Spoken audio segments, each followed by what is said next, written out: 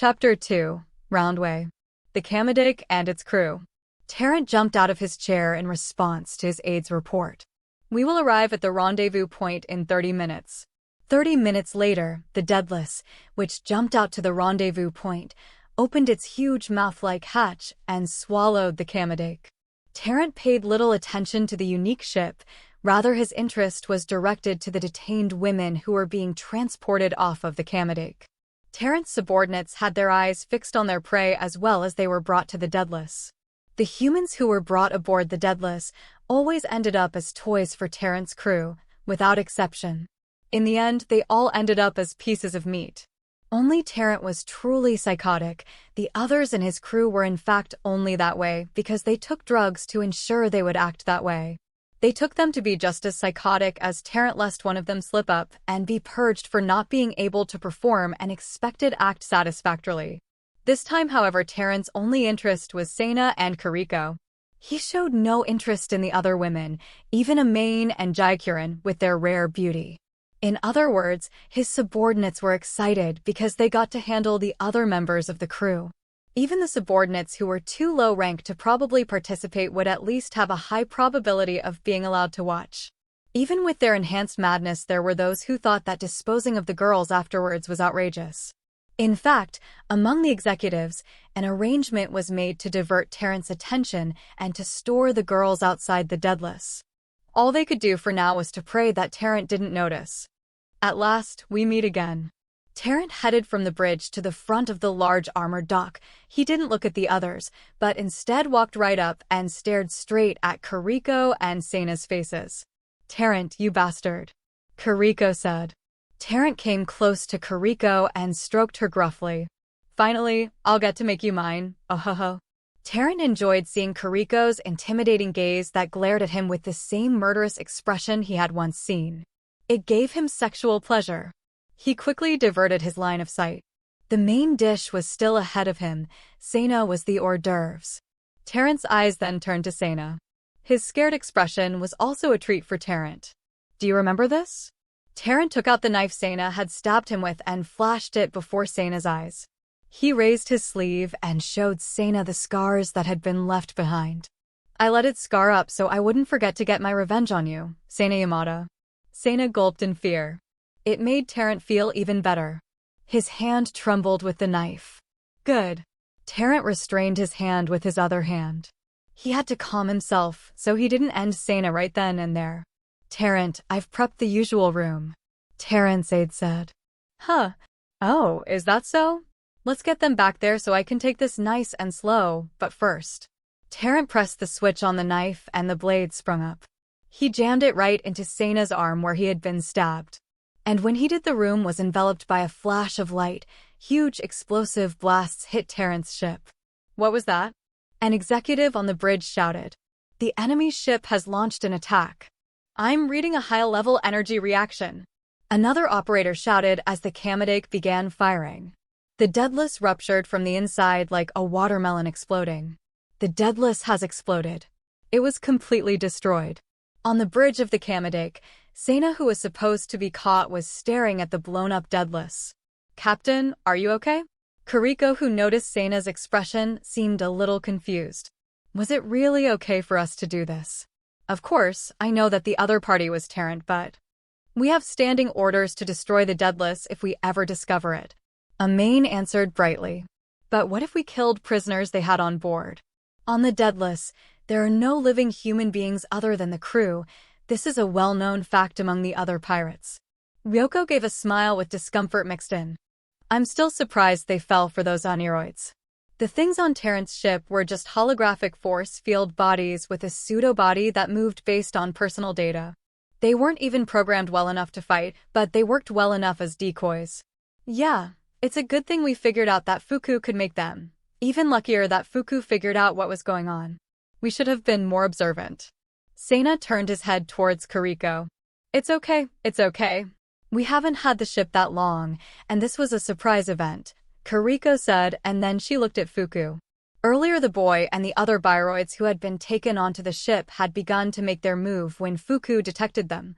She brought it up on screen for everyone to see, Then, she brought the Oniroid system to their attention and sent the Bioroids to a fake version of the bridge to capture the fakes. We are safe, thanks to Fuku-chan. Kariko stroked and caressed Fuku's head.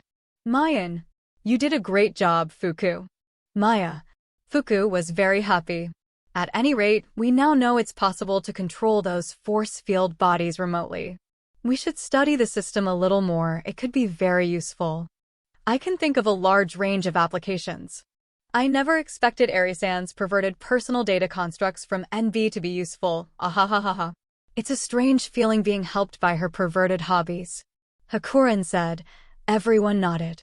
Especially Kariko.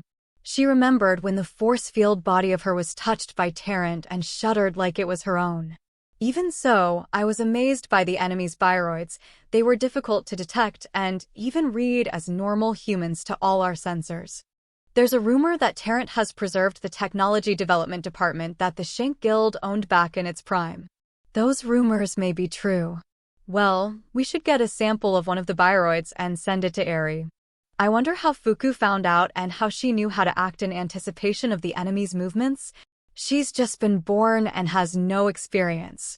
Seina was concerned about Fuku's expression he had seen earlier.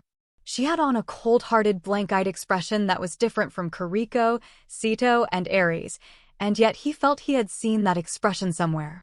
Well, the Kamedake has all the crime data from the GP database. Maybe she assumed what to do from there. Washu did make this thing. It probably has an advanced crime prediction program. We can't even begin to imagine how powerful the Kamedake really is, or how powerful it will be. For now, we better not read into it too deeply.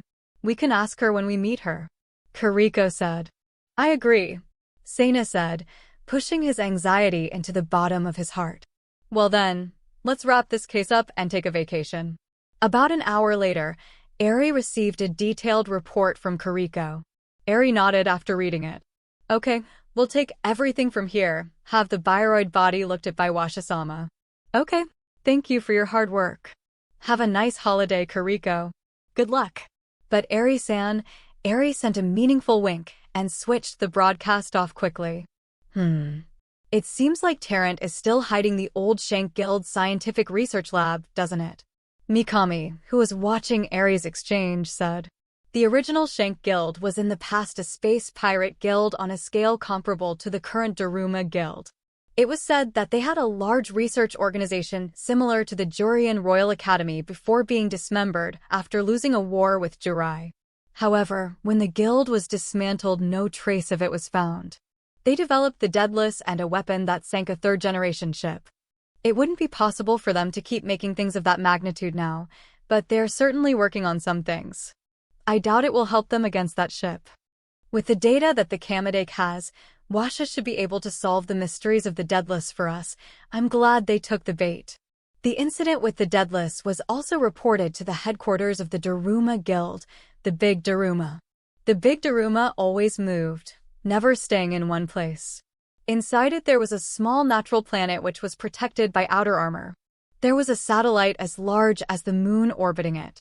The figure of Daruma was hidden in the darkness, and even the silhouette of his appearance could not be confirmed. Is that so? The Deadless has been destroyed? It seems the rest of the organization is hiding somewhere now, from what I've heard. Tarrant's subordinates were swapped by violent purges so often that it was difficult for them to keep spies from joining.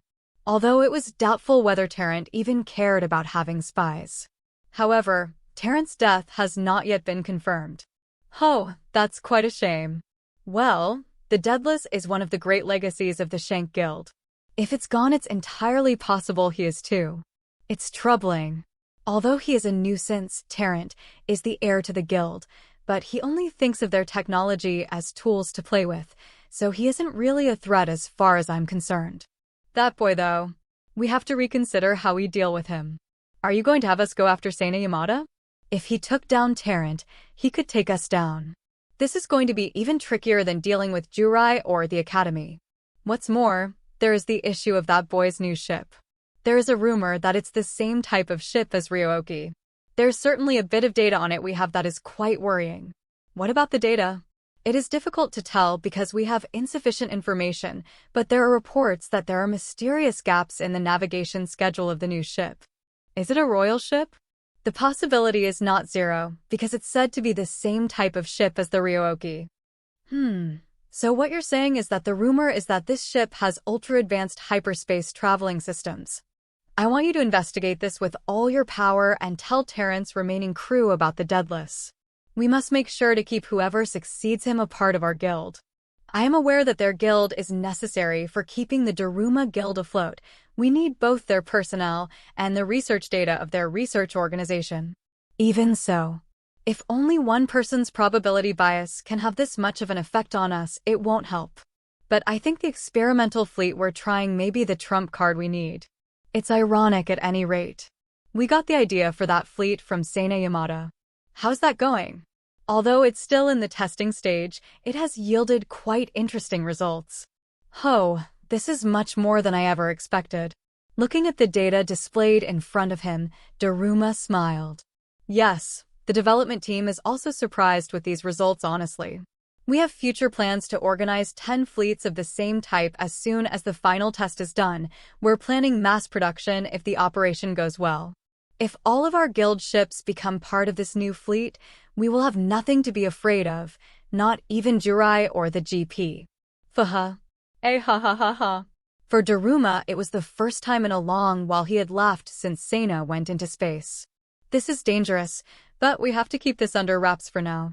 The report from Daruma was leaked to Nikita, who was visibly upset. I'm sorry, Nikita said, while looking at the black-cloaked men. He said it with a slightly irreverent attitude. He was offended by the curious behaviors of the men. Well, good. Anyway, Terrence should have known better.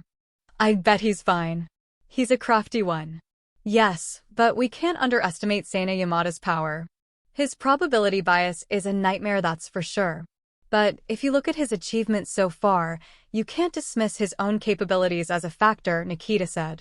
Nikita was not originally from the Kuramitsu family. He was a soldier who through his ability was able to move up the ranks till he was able to marry into the family from the outside. Though it was still immature, he could see Seina's talent. He even felt a bit threatened by it. With the new ship given to him and those attached to him as assistants, it's obvious that his constant victories are just a natural result. One of the black-cloaked men said. Nikita wanted to challenge what he said, but remained silent. Have you been able to get any detailed data on that new ship? I'm glad it's on our side. I heard rumors that the Kamidake is the same type of ship as the Ryuoki. It's just a rumor. Washu Hakubi is still missing. Her whereabouts are unknown. The black-cloaked man cursed Nikita's words. Has anyone ever even confirmed that Ryuoki is Washu Hakubi's work? No. But it's true that Ryuoki fought equally with the royal ships. If anyone could build such a thing, who do you think it would be?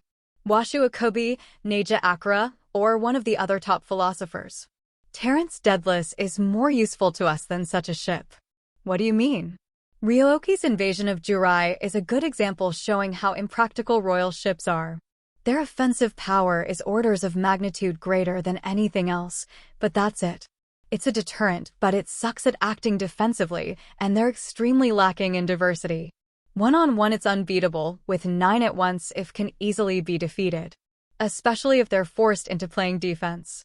I heard that the first version of the Kamidake is going to be Jurai's next major ship, so that might not be the case any longer.